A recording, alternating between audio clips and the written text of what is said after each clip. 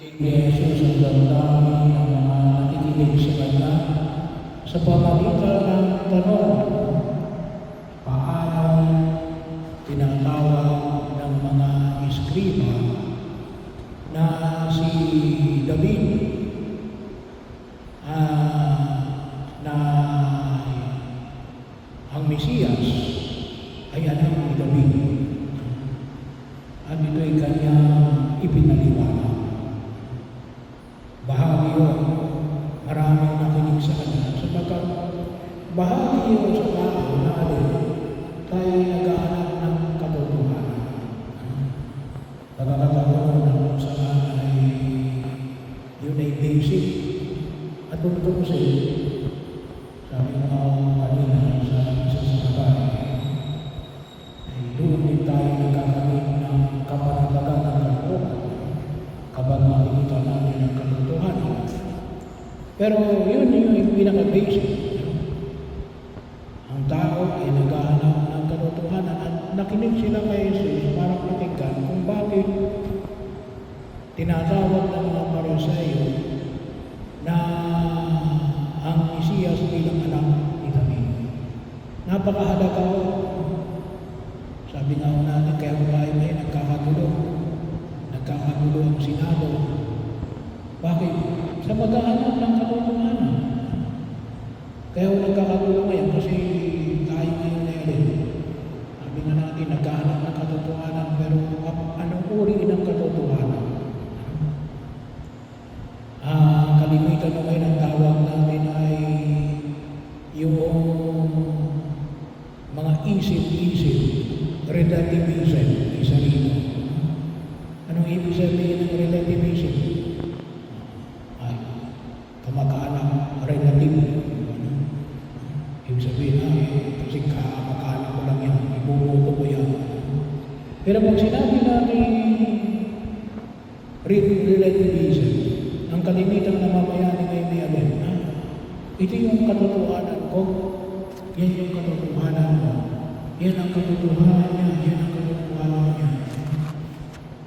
Ay magkanya-kanya na ng tao. Yun ang relativism. Kung saan ka relate, okay. Pero sana makita natin yung alin, yung panyaya na ipinakahayag na Jesus. Doon sa unang pagbasa ng tao, yung unang pagbasa yan. Nasulat naman sa Panginoon kay Timoteo. Sulat naman natin maraming sinulat si San Pablo. Sino si Timoteo? Si Timoteo ay isa rin inihalal, itinalaga bilang isang obispo ng kapanahonan ng mga apostoles. At anong sabi ni San Pablo kay Timoteo? Na napakinggan natin kaya sa unang pagbasa.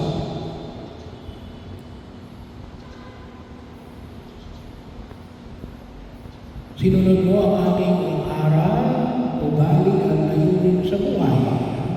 So, ibig sabihin, patol kay San Pablo. Tinugaran mo ang aking pananampalataya, pagkatyaga, pag-ibig, at katapatan. Nasaksiyan mo ang mga pag-uusig sa akin. Gayon din ang aking pagiging sa Antiquia, Iconio at Listra. Ngunit sa lahat ng ito'y iniligtas ako ng Panginoon. At lahat ng may mas nais mabuhay na matuloy bilang tagasunod ni Kristo. At daranas ng pag-uusig. So, bahagi yung karanasan. Ito yung katotohanan na base sa karanasan ni Pablo. Ang masamay lalo nagpapakasama, ang mga manlilinglang ay patuloy na nanlilinglang at sila man ay manlilinglang. Kasi yun ang trabaho nila manlilinglang. Scammer. Huwag mo rin ang sabi niya, huwag mo tatalinglang ang mga aral na natutunan mo at matibay na pinangalingan.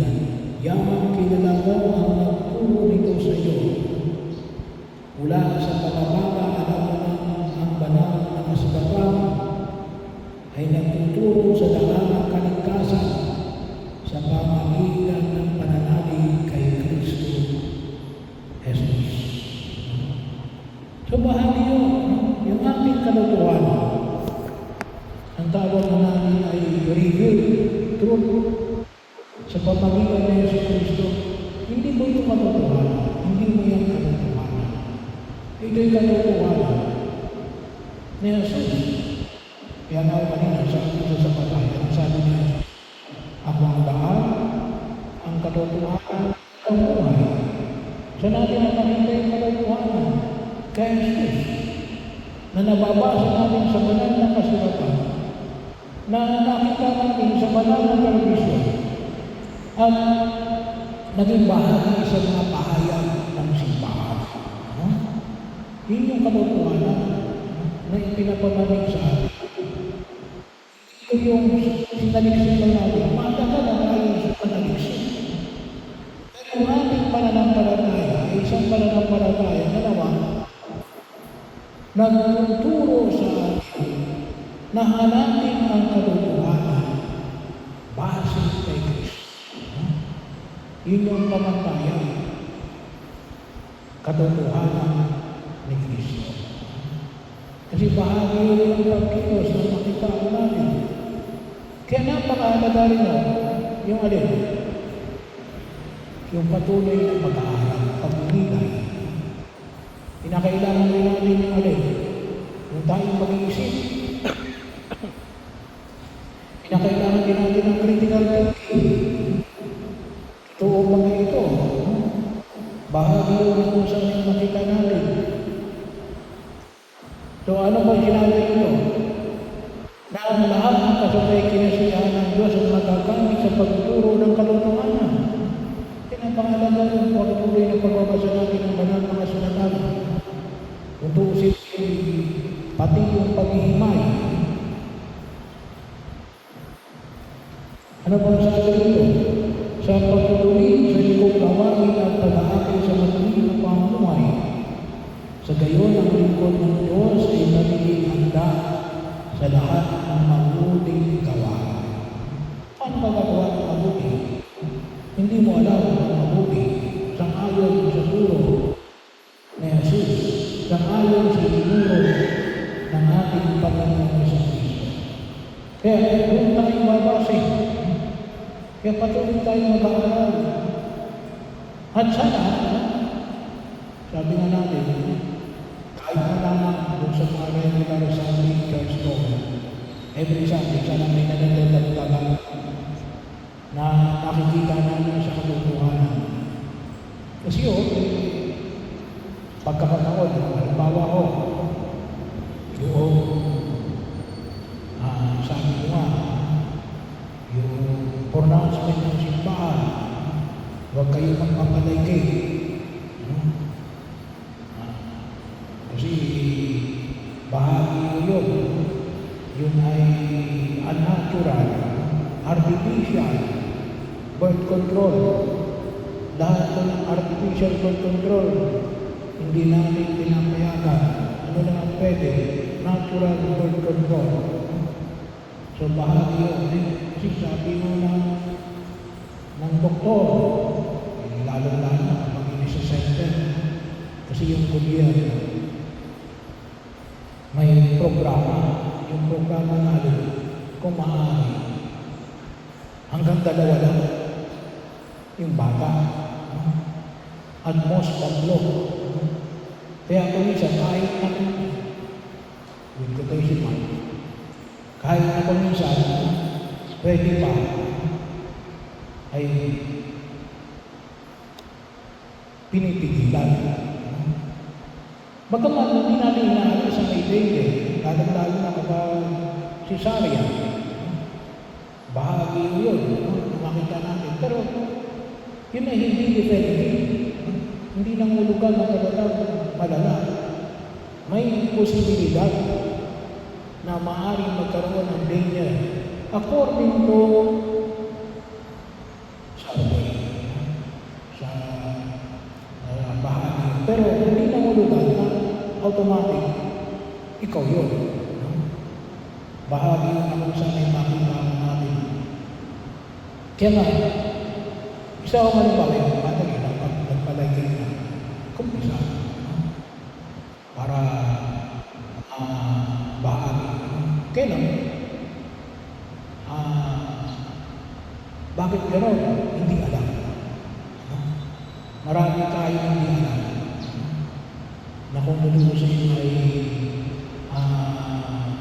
tungkol sa ating pananampalataya.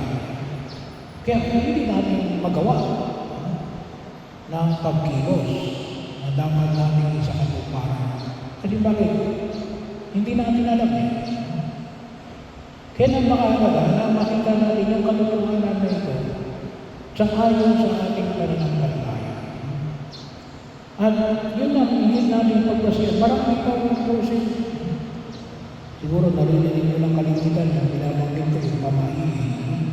Pero marami pa. Pero ito yung pagkakataon na makita natin. Sana makita natin yung katotohanan base sa turo ng ating pananampalataya. Kasi yung pananampalataya natin ay isang pananampalataya na nagwanais natin makamit natin ang katotohanan. Ayaw na Jesus natin mabuhay tayo sa kasalukuyan. Kasi bakit? Ibubulit tayo sa kapahamakan. Kasi yung kaligaan ng kaligtasan na itinuro sa atin ng ating Panginoon Jesus Cristo. Kaya sana maging handa tayo na makinig, mag-aral, magnilay tungkol mismo sa ating pananampalataya. At sana ay maging